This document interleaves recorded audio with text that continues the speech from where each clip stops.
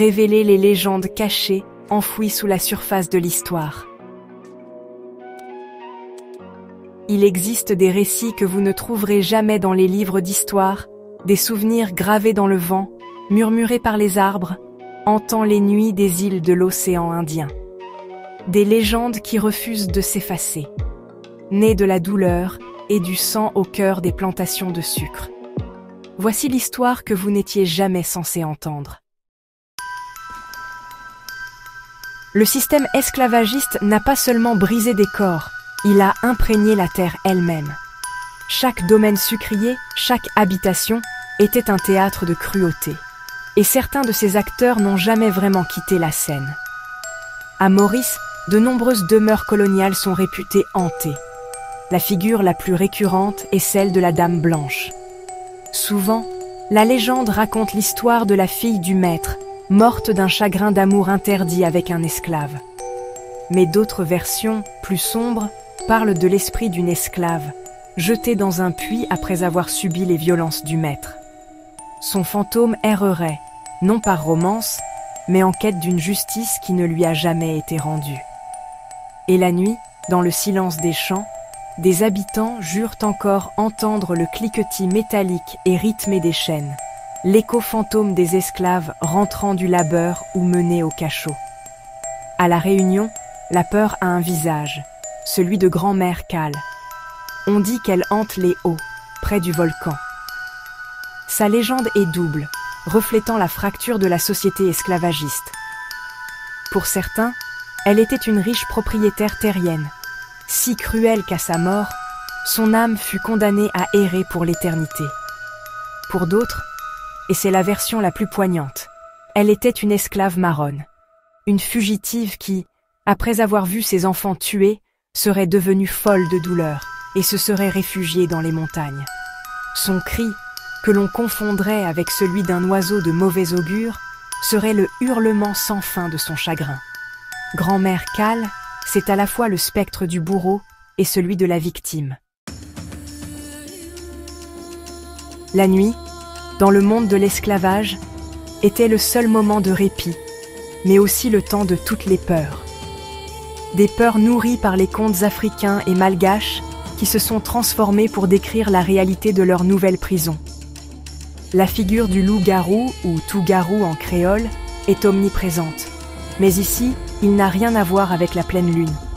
C'est un sorcier, souvent un homme puissant ou un contremaître craint, qui utiliserait la magie noire pour se transformer la nuit et régler ses comptes. Cette légende était un puissant outil de contrôle social. La peur que n'importe qui puisse être un monstre la nuit assurait la méfiance et brisait la solidarité entre les esclaves.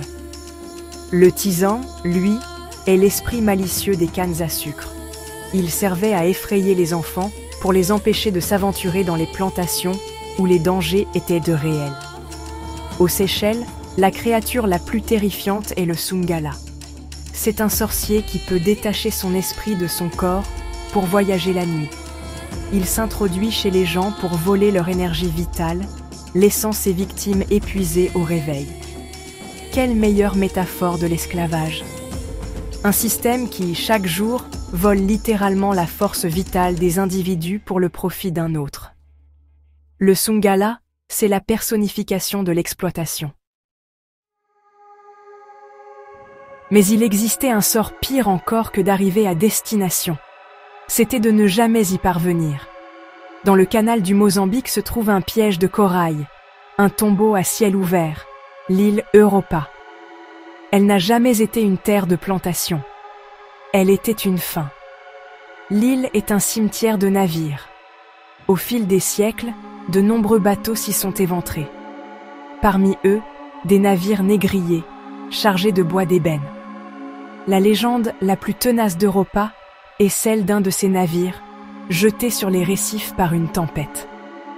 Les survivants, marins et esclaves, se retrouvent piégés sur cet enfer plat, sans eau douce, sous un soleil de plomb.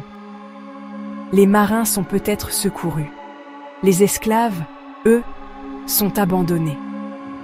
Considérés comme une perte de cargaison, le petit cimetière de l'île, avec ses tombes sans nom, serait leur dernière demeure. Ce ne sont pas les tombes de colons ou de soldats, mais celles de ces Africains qui ont survécu à la capture, à la traversée, au naufrage, pour finalement mourir de soif, oubliés de tous. Leurs esprits, dit-on, sont les véritables gardiens de l'île. On ne parle pas ici de dame blanche, mais de la pleureuse.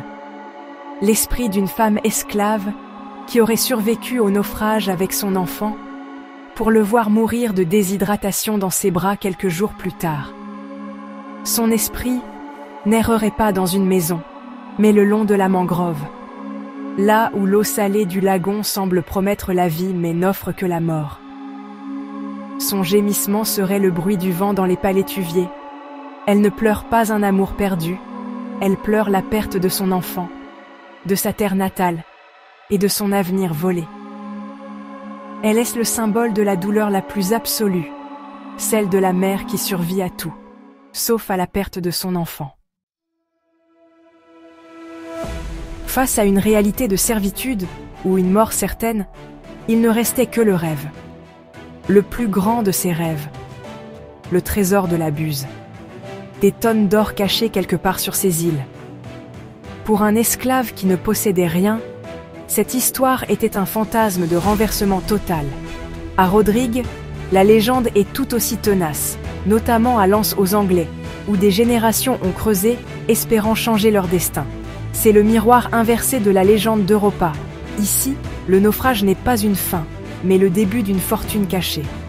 Rodrigues garde aussi le souvenir d'un monde perdu, décrit par François Le Goy avant sa destruction. Un monde peuplé du solitaire et du géant.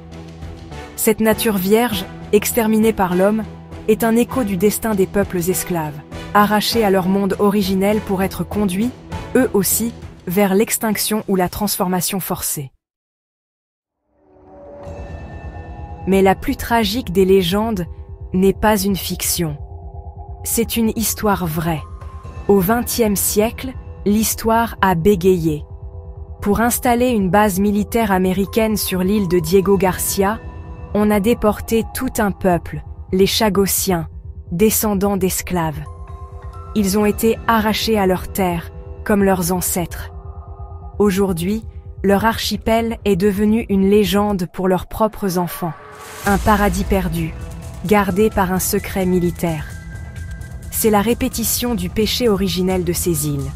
Et aujourd'hui, le fantôme des Chagos plane sur Agalega.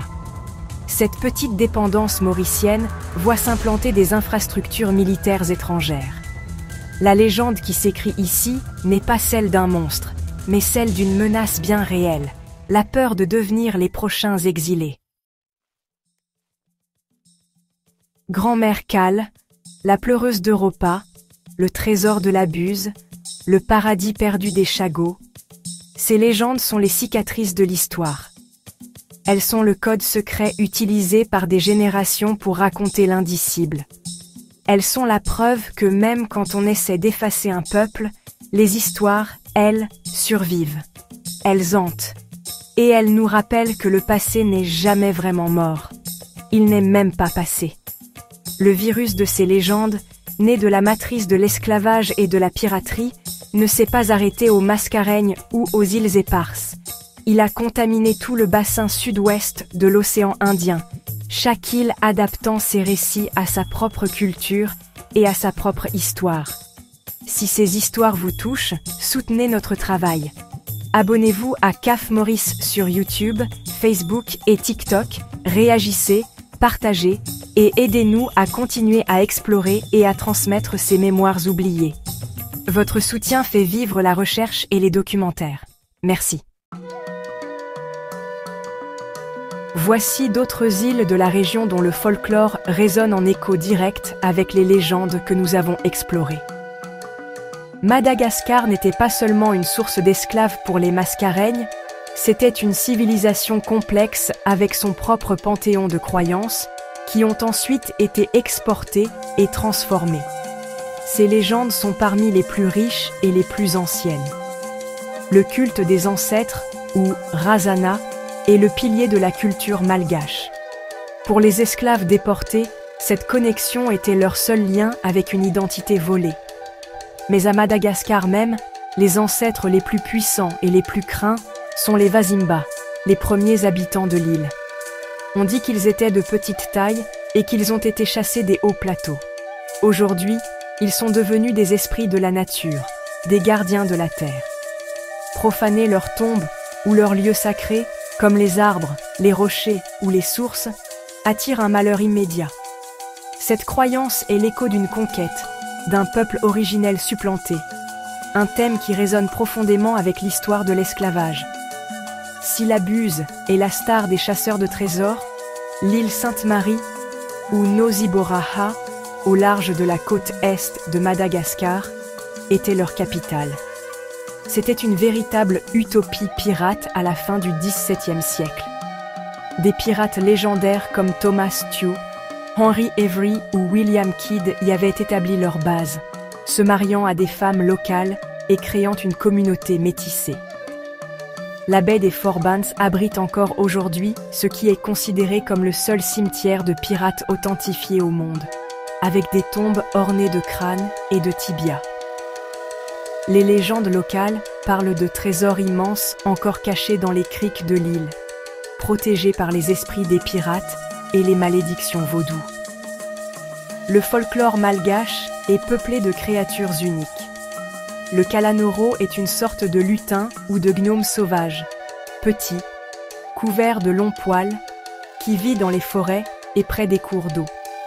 Il est connu pour être un farceur, mais peut aussi être dangereux, kidnappant des enfants. Il incarne la nature sauvage et indomptable. Plus terrifiant est le Mpamosavi, le sorcier ou la sorcière. C'est l'équivalent direct du loup-garou ou du Sungala. Le Mpamosavi opère la nuit, jette des sorts, communique avec les morts et est souvent accusé de manger la force vitale des vivants. Dans une société où la mort et la maladie étaient omniprésentes, le Mpamosavi était le bouc émissaire parfait. Situés en plein dans le canal du Mozambique, les Comores étaient un carrefour stratégique pour les marchands d'esclaves arabes et les pirates européens. Leur folklore est un fascinant mélange d'islam, de croyances bantoues et de superstitions de marins. Aux Comores, les esprits sont partout. Il y a les djinns, issus de la tradition islamique, des êtres de feu capables de prendre n'importe quelle forme, d'influencer le destin des hommes et de posséder les vivants. Et il y a les Mizimu, les esprits des ancêtres issus des croyances africaines.